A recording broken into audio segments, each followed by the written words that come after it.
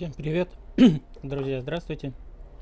Сегодняшнее видео хотел посвятить, конечно же, советской мототехнике, всеми нашей любимой. И на повестке дня поставить вопрос использования РТИ, резинотехнических изделий, которые можно применять в советских мотоциклах. Значит, те сальники, которые имеются на данном этапе в продаже, ну, якобы оригинальные там и так далее, завод, который их производит, они, конечно же, имеют право на существование, но их качество очень-очень удручающее. Меня, к примеру, не устроило. Знаю еще по тем временам. Вот.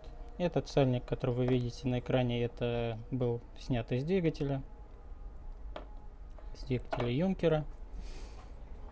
Вот оно, двигатель, вот, после переборки.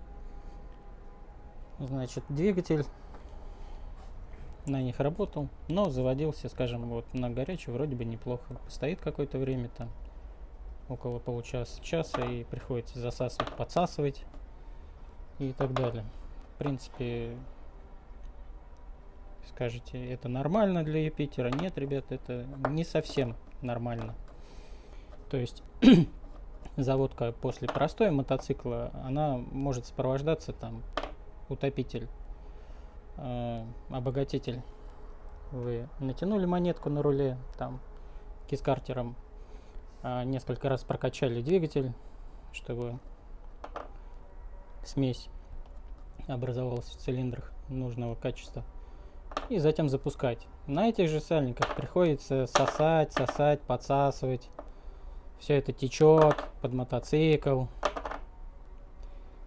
Все дело в том, что они не плотно садятся. Плюс на цапфу коленвала. Плюс имеется еще на самих коленвалах люфт в подшипниках. Не все же у нас идеально в мотоциклах. Это же такое дело. Имея люфт на коленвалах, неплотное вот здесь прилегание, все это вот это сосет воздух из картера, из коробки может масло подсасывать, из полости маховика, если мы про Юпитер говорим. И ведет к проблемам запуска и дальнейшей эксплуатации мотоцикла.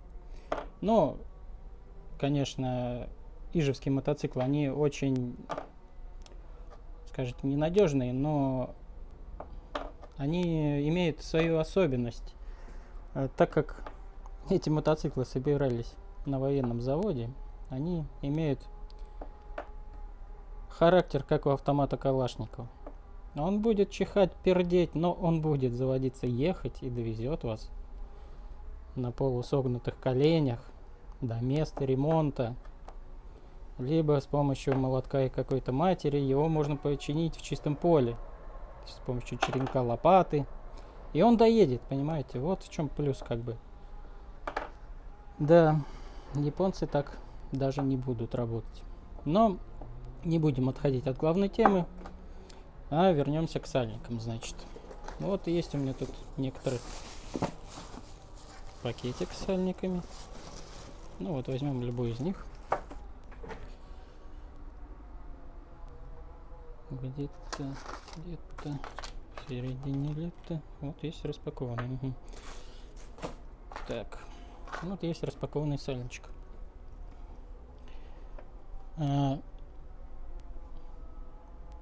Видно, да? Я понимаю, это не новый сальник, но тем не менее, как бы вот эта вот дубовая деталька, и вот. Это современные сальники. Это не японские, там не какие-то. Вот.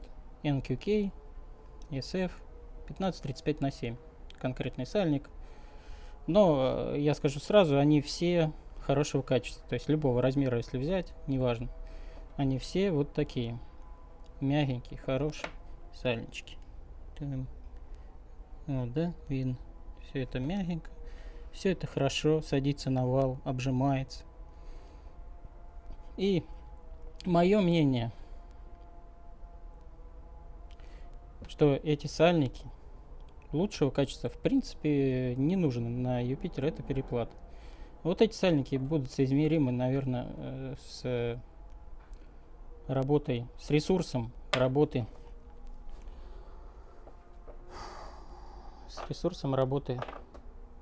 самого двигателя, наверное. То есть следующий ремонт как раз связанный там с поршневой, с кольцами, может быть с подшипниками, которые используют. Я использую, к слову, подшипники не отечественные, такие вот ставлю, стараюсь. Ну, в основном их покупаю у официального представителя, дилера в Москве, чтобы, ну, обезопаситься от подделки. Да, это дороже получается там на какой-то символическую сумму, но все это ходит. О подшипниках позже. Так, сальники. Значит, размер они выдерживают очень хорошо и здорово. Ладно, не будем мерить. То есть посадка прекрасная. Есть еще сальники этого же производителя, но FTP. То есть они такого, знаете, рыженького цвета. Сейчас, если найду, вам покажу. Так, возможно, я их все уже смонтировал на двигатель. Я их какой-то... ну вот, на примере резинок вот этих вот для головки там и так далее я вам покажу. То есть хотя бы цвет. Может быть, где-то есть, конечно, сам сальник. Да. Вот он. Да? Нет? Нет. Это обычный черный.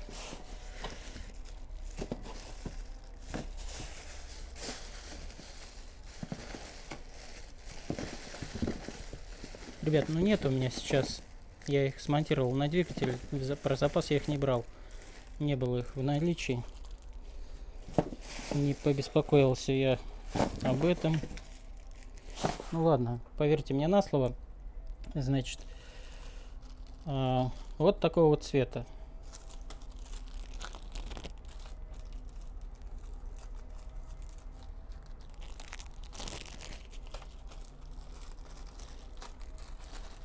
Есть вот колечко. Видно, да? Такого вот рыжего. Это вторкаучук. Материал. Он гораздо более устойчив к перепадам температурам, имеет более широкие диапазоны рабочие температур, меньше встревает, дубеет, теряет свои свойства, размеры и так далее. Есть еще вот сальники у этого производителя, они производятся вот из такой резины. Здесь как бы обычная резина, а есть из вторкаучук.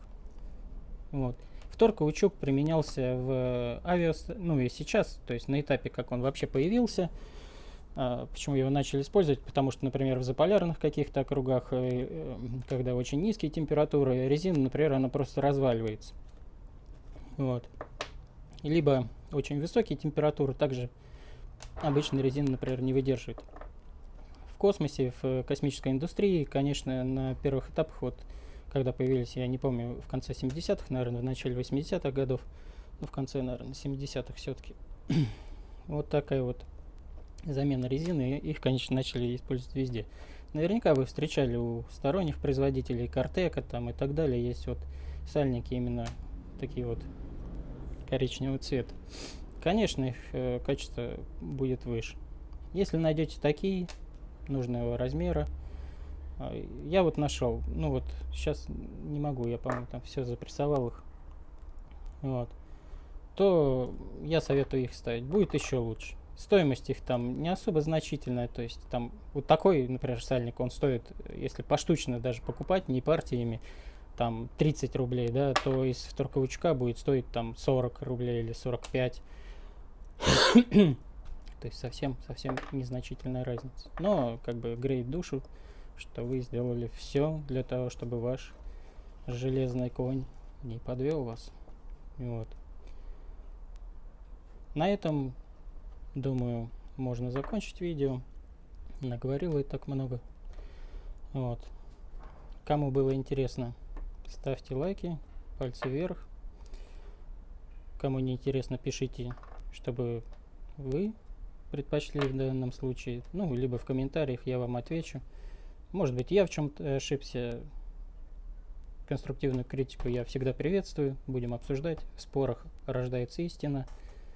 Я скажу так. Поэтому всем благ. Подписывайтесь на мой канал. Канал я только-только открыл. Развиваю. Такой вот у меня проект юнкерский. Есть видео на канале о нем. Как бы вступительная часть. Также будет снят определенный материал вот в этой коробочке у меня в синем переплете. Там картер от ИЖ Планеты 5.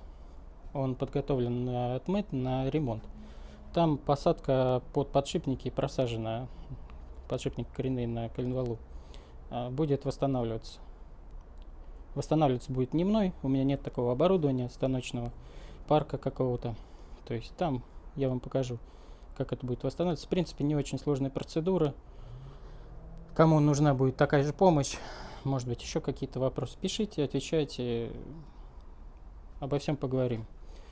И про Loctite мы с вами поговорим. Где-то тут он у меня был. Ну ладно, это потом коснемся этой темы. Вот. Так что всем всего доброго. Всех обнимаю и подписывайтесь на канал. Всего доброго. До новых встреч.